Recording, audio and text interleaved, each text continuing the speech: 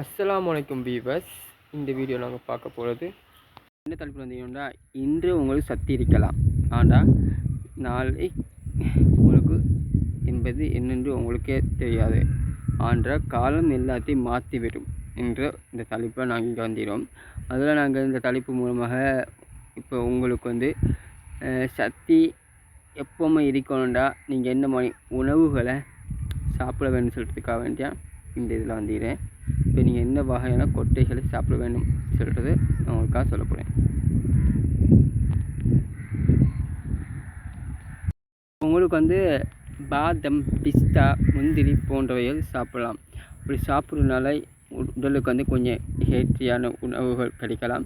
அதுக்கு பிறகு கொஞ்சம் உங்களுக்கு நீங்கள் உடம்பு இருக்கிறதுக்குரிய நிறைய இதுகள் இருக்குது.